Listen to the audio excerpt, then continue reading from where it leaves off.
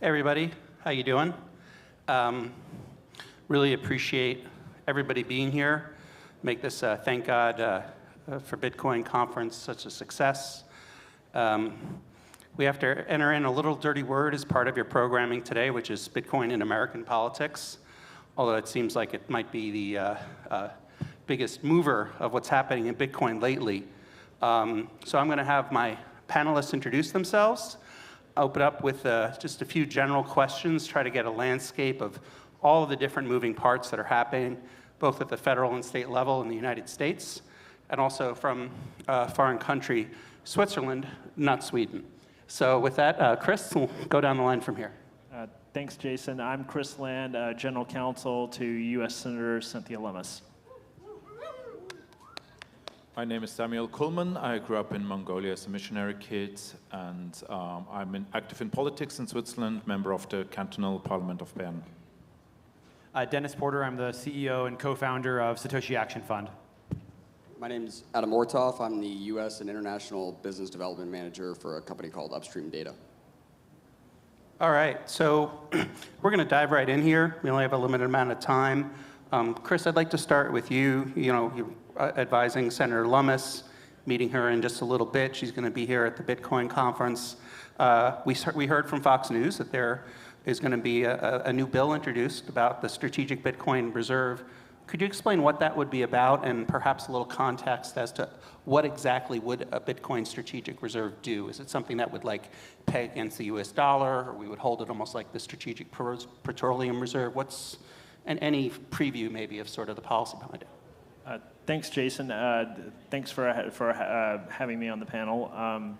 So I think Senator Lummis is going to be talking a lot the next few days in coordination with others about how Bitcoin can strengthen the US dollar, how it can shore up our finances, and how it can help drive technological innovation, you know, throughout the next 100 years and beyond, and really cement the status of our economy as kind of the leading economy in the world. You know, it's the next iteration of gold is like a hard asset that we need to use to back our economy. So I think you're going to hear my boss and perhaps others even the next few days on Friday and Saturday talk about how Bitcoin fits into the overall economic picture of our country and how, you know, how it can continue to drive prosperity for all Americans moving forward. I think, you know, former President Trump will probably have something to say about this on Saturday, potentially. It's a really exciting time to be involved in the intersection of Bitcoin and American politics because of that. Excellent. Dennis, you introduced us, I think, to this idea on Twitter about a strategic reserve maybe coming from the Trump camp. You've done so much boots on the ground work, is the way it's always described to me, with certain rights, you know, that maybe Bitcoiners should have, like right to property, you know, right to self-custody, and of course the right to mine.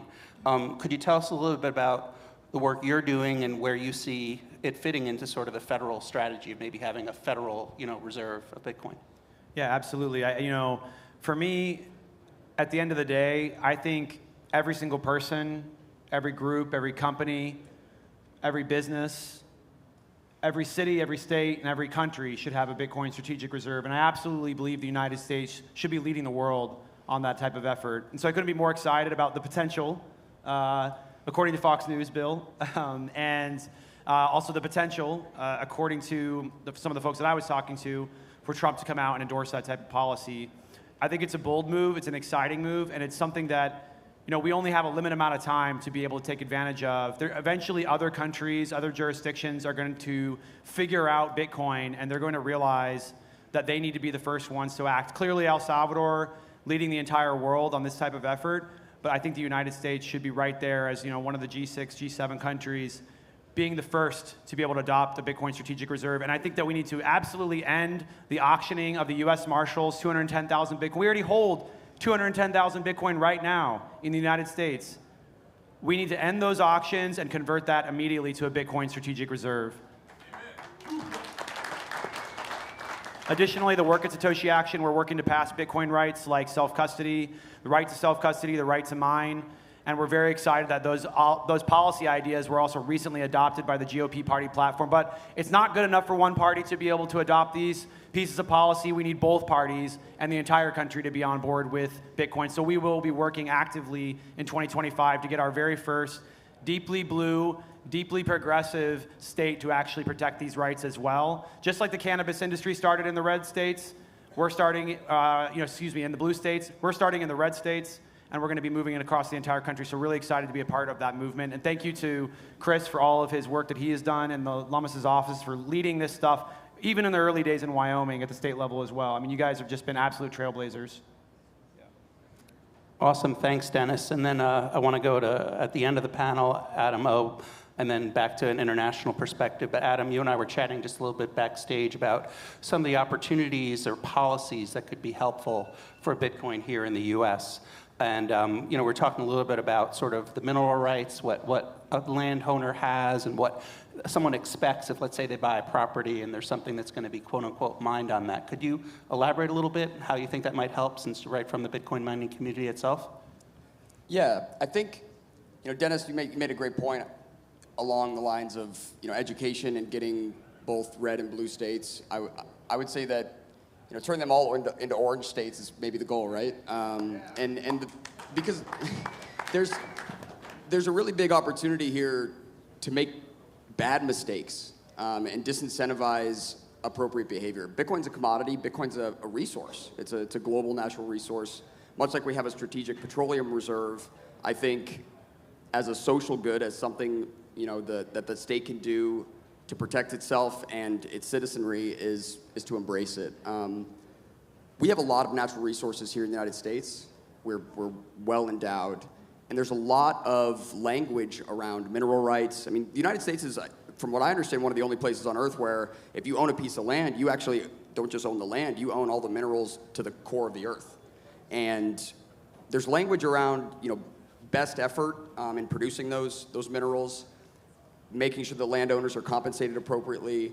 And Bitcoin throws a lot of that on its head, because never before have we been able to monetize energy resources at the point of production. The network is an autonomous energy consumption market. There's no counterparty risk. Nobody's buying your energy when you mine Bitcoin, when you generate that power. It was pre-programmed to reward you for your energy today, 15 years ago. And so education should be paramount when dealing with legislators and regulators, as if they're uneducated, I think they're prone to pass policies that hinder individual incentives and can really cripple our ability to move forward. And so we're at an inflection point, right? This is the crux of Bitcoin's role at a federal level, and getting the education right, making sure people have Cynthia Lummis is fantastic, right? She has an incredible understanding, and I think she's certainly a net positive force for Bitcoin as a whole. But it takes everybody's voice. I mean, if you're going to have a voice in politics, I think the voice you should have is one that empowers the individual, and all that will bleed upstream. And then we'll see Bitcoin be, a resource that uplifts not only this country, but then all the ones that come to follow, right? So leadership is the goal. I think Dennis nailed it. Awesome, thank you. And then certainly not last but not least, I want to introduce again and ask you, Sam, from a perspective of being from Switzerland. First of all, congratulations. You're the only one, I think, up here with Bitcoin socks, so you're already speaking our language. But you've had quite a journey. You've been on the Thank God for Bitcoin podcast. I heard a lot about your story, involved in that you were a missionary for some time. Can you explain a little bit of the politics in a different country, in Switzerland, what the Bitcoin situation is there, and what observations or best practices you might suggest for here in the US? Yeah, so Switzerland is actually quite a good country for Bitcoin adoption. Not out of necessity, because in Switzerland, fiat system is working the best. Although we all know fiat is terrible, but in Switzerland it's least terrible. So we've had the slowest monetary growth rate in the past 50 years.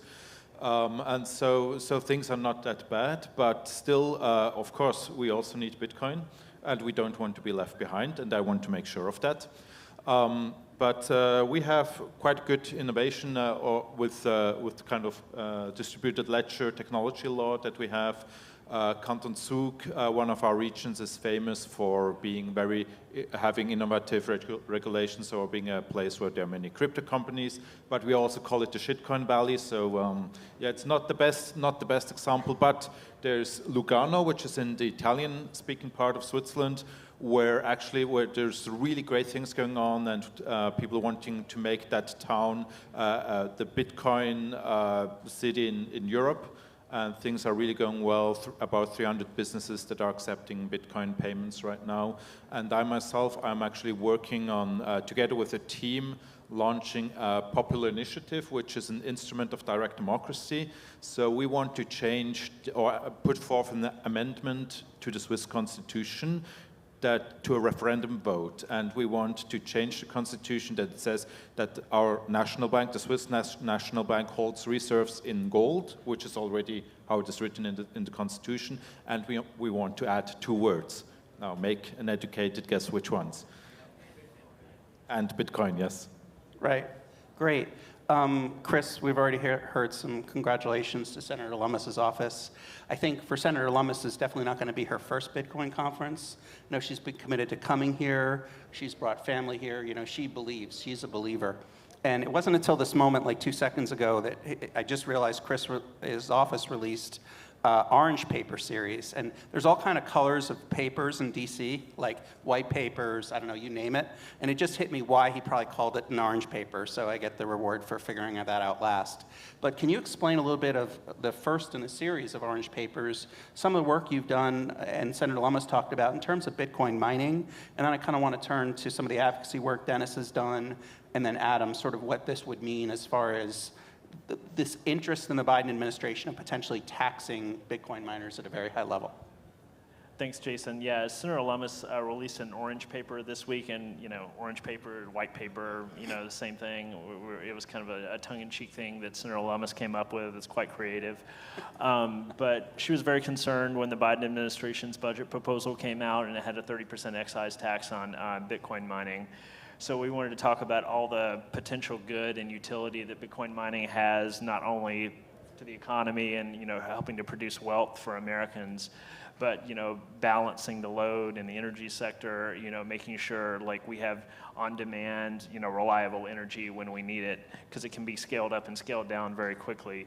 I'm not an expert in energy regulation or mining. I try to stick to financial services. I know just enough to be dangerous about Bitcoin mining, but it is one area that's very important to my boss, very important to Wyoming. We have a lot of Bitcoin miners in Wyoming. Competitive energy prices most of the time, and flared natural gas. That's one area where Wyoming is particularly competitive in the Bitcoin mining space. So, thanks. Thanks a lot. Dennis, over to you. And I mean, it's not a given, right, that the United States is going to be able to mine Bitcoin. So, I mean, talk a little bit about sort of the fight and the policy, too, to keep Bitcoin miners alive, even in this country. Yeah, it's a fight that is not only occurring at the federal level, it is occurring at the state level and even the county level. In fact, the county level may be one of the most dangerous avenues for Bitcoin mining today. Counties across this country are trying to backdoor ban Bitcoin mining, or just straight up ban Bitcoin mining through moratoriums. There was just a county in North Dakota that banned Bitcoin mining, or had a moratorium on Bitcoin mining. And there's counties in Carolinas that are doing this. There's counties all over Arkansas that are doing it. And in Texas, they are trying to do it as well. It's a major issue because these counties, the state level folks like to call them local tyrants. They ultimately just will abuse their power until the state comes in to stop them. But they'll try to create special noise ordinances for miners. They'll try to do special zoning regulations. In Montana, Missoula, Montana, in fact, this is part of the reason why it's in our bill to end this form of discrimination, where they're changing the zoning rules on miners, is because a mining operation came into Missoula, Montana, and they had an emergency meeting because they were like, well, Bitcoin mining is clearly bad, and how can we keep it out? And ultimately what ended up happening was they changed the zoning rules there and destroyed a $20 million Bitcoin mining operation practically overnight, just because they thought Bitcoin mining was bad. And so there's a lot of confusion at the local level around Bitcoin, but also one of the things that's really important is we as an industry need to continue to grow and mature and continue to fight for ways to ensure that we're doing our best to be good corporate citizens, good local citizens as companies. You know, it only takes one or two companies not doing what they need to do to mitigate the sound, which clearly Bitcoin mining can generate a lot of sound. It only takes one or two companies that just don't care, and they'll piss off these local counties, these local jurisdictions, and then all of a sudden there's emergency meetings happening all over the state, and Bitcoin mining is de facto banned. So at Satoshi Action, we care about protecting the right to mine. We care about protecting the Bitcoin mining businesses to ensure that they can safely operate. But we also want to make sure that we as an industry are not hurting ourselves as well. So we're going to be looking for ways to ensure that Bitcoin miners are being good corporate citizens. So we just stop hearing these news stories about people building a giant Bitcoin mining operation like literally right next to someone's house and then not doing anything to mitigate the noise. That's not good for Bitcoin mining. That's not good for those local communities, and it's definitely not good for our country. So there's a big fight. The biggest fight, in my opinion, where we're actually seeing battles lost is the county level, which people don't really realize. But you know, you have to be watching everything. It's county, state, federal. But unfortunately, those counties are just kind of getting away with going after these operations. And so we'll be working on really hard overtime to prevent that type of discrimination. Adam, what's your thoughts from the industry? I want to echo that. You know, we had a customer at Upstream Data. We had one of our customers get sued by the county, even though objectively they were risking capital to improve not only air emission quality but improve their oil and gas operation. Right? They had waste gas. They came in. Instead of wasting that gas, they decided to internally combust it and mine Bitcoin. The county didn't even have a valid reason. Their reasoning was that it wasn't an approved use case. It wasn't an approved on-site use case for oil and gas. And effectively, it was like you needed to come ask us permission first. And sued them and put a lot of capital onerous and required that operator to spend a lot of money defending himself. And ultimately, he fled that operation to a county 30 miles south, where he also has oil and gas operations. And then that county starts to mimic the one 30 miles north. And so I think Dennis is certainly over the target, saying that at the county level, education and the fight really needs to be clearly defined, and we need to have the motivation to stand up and say, look, listen, we have good intentions. We are appropriately incentivized. Our goal is not to harm. Our goal is to be prosperous. This is our right? It's kind of laughable, right? One of the examples this operator gave was, he'd go to these county commissioner meetings, and the question he'd ask is, can I charge my laptop on site, right? Or do I need a permit? Because at the end of the day, we're doing the same thing. I'm generating power. I'm passing information, right? It's computational work. Could I fire my laptop up and send an email, or would I need to ask you for a permit to do that? And so, there's a very basic lack of education. Wikipedia is pretty much what a lot of these county commissioners will rely on. They'll just Google for 4 minutes, and all of a sudden they're an expert, and they can make decisions that change people's lives. And we need to get ahead of that. I think case studies are something that can really help. Something we do at Upstream Data is, we have a big effort on is proving and having objective case studies of how this was the problem before, this was the situation before. These were the goals. This is the action we took. This is how Bitcoin's involved, and this is where we're at today. This is how we improve things. We've done that with multi-acre greenhouse operations. We've done that with flare gas operations, and giving tangible, in a way, scientific data as to how, this is something that should be embraced and not fought. This is something that should be championed and not vilified. Amazing. I want to start on this side, Chris, and go down the panel with a question specific to this audience, which has to do with thank God for Bitcoin and a little bit of where Christianity fits. We're in a presidential election year. We just had a presidential candidate almost assassinated who came out with a very pro-crypto plan. Not that the two are connected at all, but we're coming up where it's a presidential election, and in the U.S., that means a lot of different ideas, policies can be shaped. And then on the Democratic ticket, we have a change, right? We had a sitting president step down from wanting to run. So these are really just historic events that we're living in right now. Where do you think all of this will land in terms of Bitcoin and cryptocurrency policy, depending on if there's a good or bad choice of the next administration? And just for yourselves, how do you see God and Christianity, that's obviously was at the foundation of the forming of this country, play in your thoughts about what this might mean? Wow. I could talk for a couple hours about this, Jason.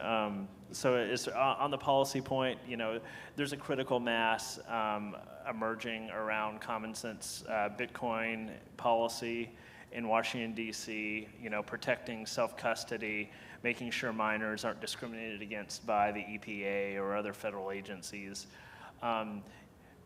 Opening new markets up to Bitcoin companies that want to make their services available in more traditional markets, like, you know, the ETF was very positive a couple months ago and had a massive impact on the price. So I think there's a real good coalescence around like common sense ideas like that around in Congress on both the Democrat and Republican side. So, you know, we may see legislation at some point in the next few months, you know, actually pass Congress. You know, that would be a historic day for the Bitcoin industry. I think very positive too. On the other side, I'm a Christian, Southern Baptist, and I believe in, you know, individual responsibility and, you know, being thrifty and, you know, a lot of the tenets that Bitcoin idealizes, and I think it's very positive and a lot of correlation. You know, I pray for the country. You know, just a little aside, you know, politics are very bad at the moment in Washington, D.C. Some days it's worse than it's reported on TV, and that's hard to imagine some days. But then we have days like today in particular for me where, you know, things happen, people come together, and it kind of renews your faith in our democracy and the Constitution. There are good people in Washington, D.C., that, like my boss, that are trying to do the right thing, trying to advance good policy and not necessarily like just try to demonize the other side. So just pray for the country. That's what I would say. And pray for your congressperson and your senator, because they have very difficult jobs. I have so much more respect for members of Congress than I did before I had this job, because they have a very difficult place, and everything they do is public, everything they say is public, and every minute of their day is planned out. They have very little privacy, and but someone has to do it, and thank God we have people like my boss who are willing to step out and do it. So I'll thank God for Cynthia Lummis. All right. So from the outsider's perspective, or from a, you know, what are people looking in at the United States seeing right now, and your thoughts there? I'm sure the whole political system here it's so exciting to watch. I mean, it's better than any political series. It's drama. In Switzerland, politics is very boring, which I think is very good for the country and the citizens if politics is boring. But I have to say it's very exciting to watch. And just I was just reminded today. I listened to the podcast. The first Bitcoin podcast I was on, it was a Swiss-German Bitcoin podcast exactly 2 years ago. And I listened to a part of it again, and I just thought, oh, wow, that's interesting. Because 2 years ago I said, my prediction for the 2024 US presidential election is that only a pro-Bitcoin president will be elected. Simply because by then there will be so many voters in the US who do have some savings in Bitcoin and who may make this their single issue, their primary electoral issue, on the basis of which they decide who to vote for. And as soon as the president of the USA is pro-Bitcoin, a lot is already won, and that's why it's important not to give up on politics. So it's exciting to see that prediction play out in real time. Also at the big conference, that's starting, or will be tomorrow. Yeah. Absolutely. Dennis, what's your perspective, you know, with God being present and in terms of what we see for this country and the political future, and also just the present that's been quite exciting but also troubling at the same time, living through it? Yeah, so as someone who was raised in the church and who studied scripture quite extensively, you know, I didn't actually go to a real university. I went to a Bible college. I don't know, does anybody ever know about Calvary Chapel Bible College? There we go, got a few hands there. I was very concerned at a very early time in my Bitcoin career that the church, that Christians, that anybody that would be considered to be someone that reads and believes in the Bible would view Bitcoin as the one world currency. And so when the authors of Thank God for Bitcoin wrote their book, I couldn't have been more excited to see them lay the case and the foundation for why Christians should be adopting Bitcoin and buying Bitcoin. I think that's a really pivotal book, and it's one that I consistently hand out to not only just friends, but my family. My parents, I don't know, some of you might know this, but my parents have been missionaries in El Salvador for 15 years. We were on the mission field they've been on the mission field for about 20 years now. When I was 16, we lived in Juarez, Mexico, and did mission work there. We built an orphanage, we built homes, and a number of different things. And so, as I discovered Bitcoin, I was actually very concerned that my parents are going to be like, oh, this is clearly one world money currency and Antichrist money. So the moment this book was made, I literally took it right to my parents and to convince them that Bitcoin is in fact very ethical money, very moral money, and it goes back to that story of how Jesus went in and kicked all of the folks out of the synagogue that were uneven scales and that Bitcoin represents a true even scale system. So very excited about the opportunity for not just Christians, but religions across the world as well have somehow come around to this idea that Bitcoin is moral and ethical money. And I think that's really important for society because we don't just want politically the left and the right to be on board with Bitcoin. We want every major religion to be on board with Bitcoin as well. It's appropriate I'm going last. I'll be a little contrarian here, maybe a little different. I have a lot less faith in the state to do anything good. The state's really efficient at causing problems. The one thing they do great is they screw everything up. And I think it's important to have a realistic understanding. I mean, you brought up Jesus throwing tables in a temple, right? I mean, and people often, Christians speak about such an event as though, it's not profound in and of itself. And I'd say it's the most profound, right? It's like this one time that absolute anger is justified. And why was it justified? Because one of the most abhorrent realities today is that we're all slaves. I mean, we are monetary slaves. We are being absolutely thieved by these unelected, appointed central bankers. They get to steal from you and me. I can't think of anything more abhorrent. I can't think of anything more unethical. And so while I have almost no faith in the state to solve such a problem, I hope they embrace Bitcoin. But what I do have faith in is the fellow individual, right? And I would call individuals to be courageous. Speak up. I mean, it's in your best interest to break your own chains, but be courageous and do away with fear. It's okay to protest your own abhorrent situation. It's okay to say, this isn't right. You ought not be allowed to steal from me. So I do have a lot of faith that individuals will push the envelope upward. And I mean, we are the many, right? The politicians are the few. We are the powerful, they are the weak. We are the boss. They're our employees. And let us never forget that, right? So speak up and they'll get in line. Awesome. Thanks, Adam. We have 1 more minute left in this panel. I just want to give 15 seconds to each of you for closing thoughts. It's been a great panel. Thank you so much for all of the different opinions and thoughts you've shared. Chris? I would say, please make it known to your member of Congress and your senator how important Bitcoin is to you in the future. That really matters. People pay attention when you take the time to reach out and contact your member. So please make it known to your elected representatives how important this is to you. Thanks. Yep. We all know Bitcoin is for everyone.